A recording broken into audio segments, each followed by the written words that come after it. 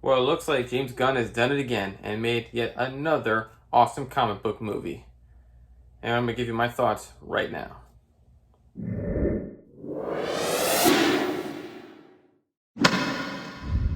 Yes, that's right. I'm talking about The Suicide Squad. Now, they said technically it's not really a sequel to the first Suicide Squad. That was directed by David Ayer, but they've said, I think, well, here's some ways how it does act as a sequel to that one. And to me, it's like I call it a sequel reboot. A requel, if you want to call it reboot sequel. Uh, it was so much fun. I mean, I remember when they made comparisons for the beginning of the movie to like Saving Private Ryan, and seeing it. I remember someone in their review saying it's almost like Saving Private Ryan if it was a comedy, just the beginning shot. Because spoiler alert, a lot of those people you saw in the trailer, they get killed, all just like that.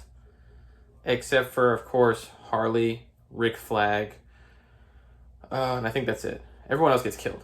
And then when you first see like the title, you see the new people like Bloodsport, Peacemaker, Ratcatcher 2, King Shark, and Polka Dot Man.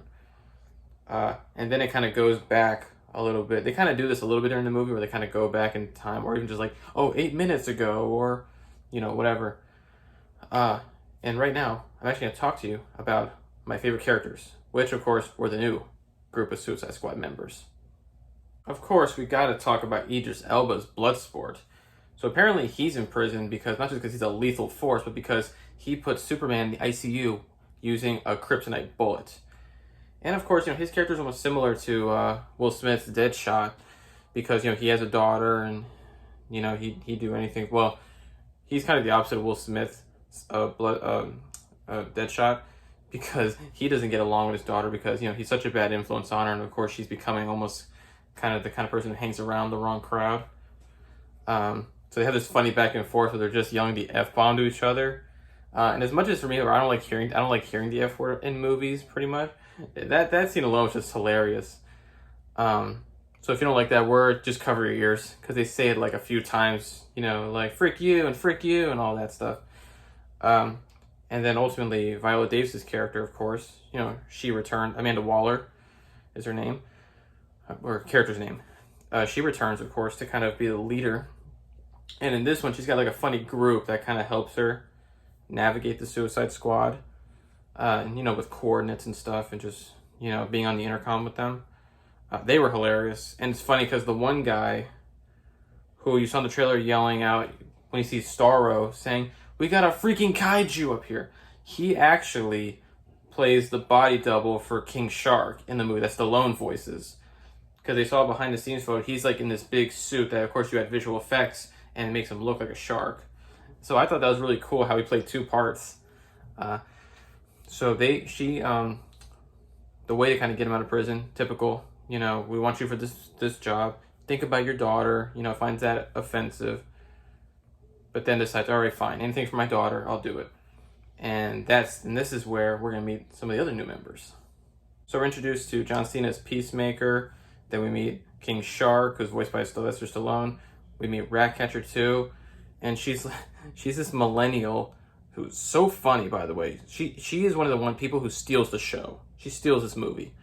And she has this little rat called Sebastian who she's actually had since she was a little girl, and her father really introduced her to this rat and kind of just, made her love of rats. But also because she can control them also.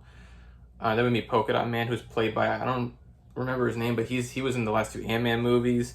He was in The Dark Knight as one of Joker's henchmen. He was can't remember. He voiced another DC character and I think a Batman movie. I think an animated movie. He's done a lot all around the spectrum. I think he was in Gotham. I think he was also in the show MacGyver, which he was awesome in that. The guy's such a great character actor. He could play a good guy or a bad guy. Doesn't matter. Yes, he plays Polka Dot Man, and he's almost.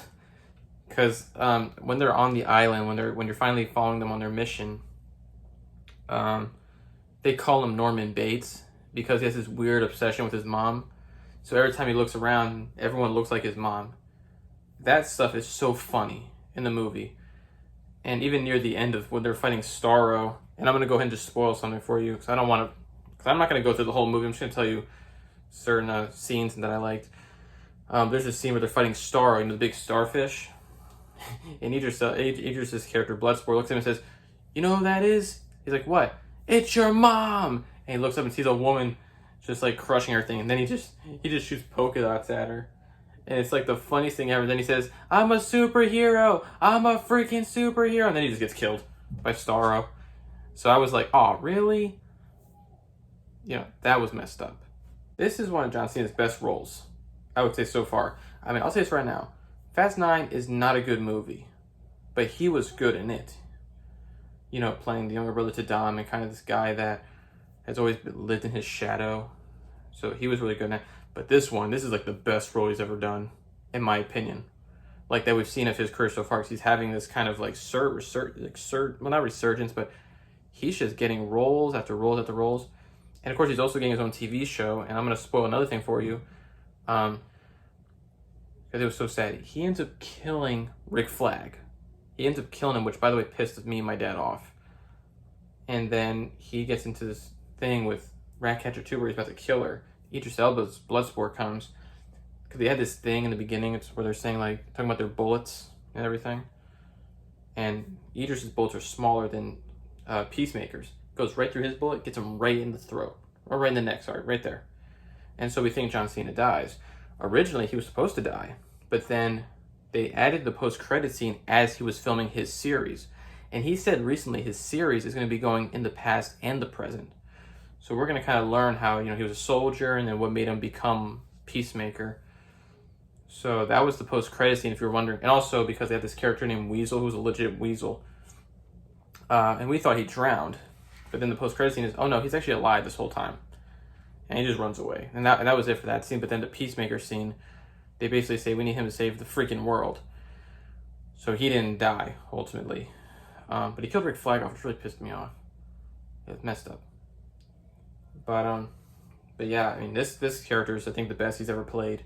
Because he said it when they did this thing last year for DC's, I think kind of their version of a Comic-Con or something like that. I forgot the name, but basically in this sizzle reel behind the scenes, John Cena basically said he plays a douchey Captain America, and he basically does.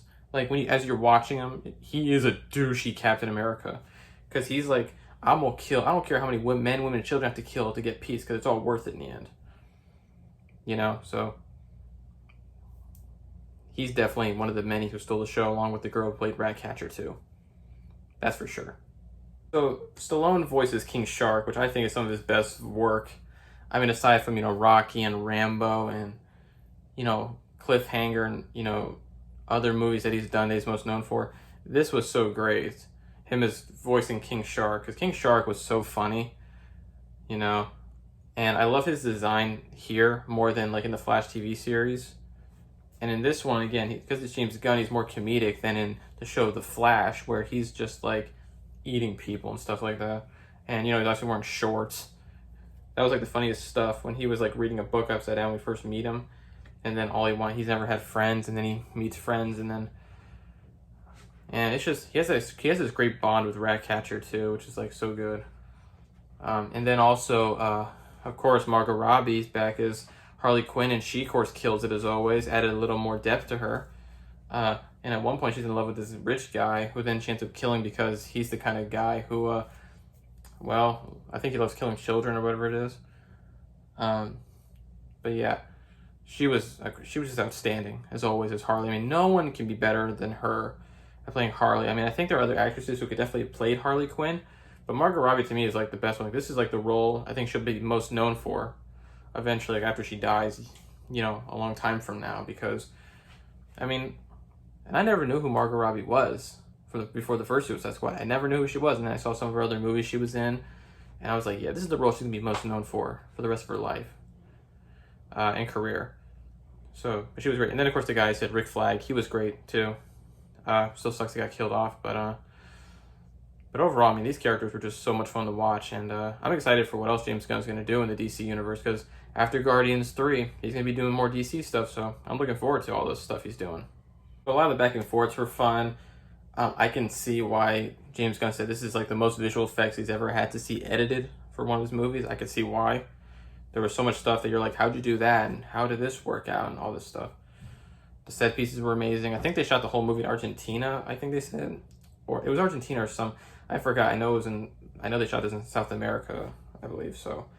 But it was really cool. Everything just worked. I mean, obviously there's certain things that aren't perfect, but other stuff. And also, the best part about this movie was, it wasn't woke. I mean, there might be a couple of things in there that makes you go, oh, really? But, I mean, I didn't see that at all in this movie. This is the kind of movies Hollywood should be making. Stuff that's not woke and preachy and trying to be like, oh, a woman's better than a man. No, everyone is equally strong and everything. Now, some more than others, but it was so much fun. It was such a blast. Like, this is what a summer movie should be. Fun, not preachy and woke. That's why movies suck now a lot from Hollywood, because they just don't care anymore. And guess what? During COVID, guess what? You're not making money regardless, so sorry. You know? But this was so much freaking fun. Me and my dad were laughing, and we were, like, pissed off when they killed certain characters, and you're like, why? You know? So, like, I'm going to be watching this 2 more times, probably before they remove it off HBO Max, and it goes to, you know, when it goes to VOD and all that stuff, and then eventually back to HBO, I think, like, 3 months from now. So I just can't wait. This was so much fun. Thank you, James Gunn. Despite your politics, you made a great movie. Thank you. Thanks you all for watching. I hope you really enjoyed this review. I had a blast with this movie. I hope you've seen it. If you've not, definitely watch it. And again, thank you, James Gunn, for making a fantastic, fun summer movie. Sucks that COVID's here, because this movie would have made a lot of money, but you know what? In our hearts, it did. So, thank you all for watching. Again, go see the movie if you have HBO Max. Or if you want to see it in the theater, you go do it. It was so much fun to review, and I can't wait for the next movie I review. Hopefully it's good, just like this one. So I'll see you all later.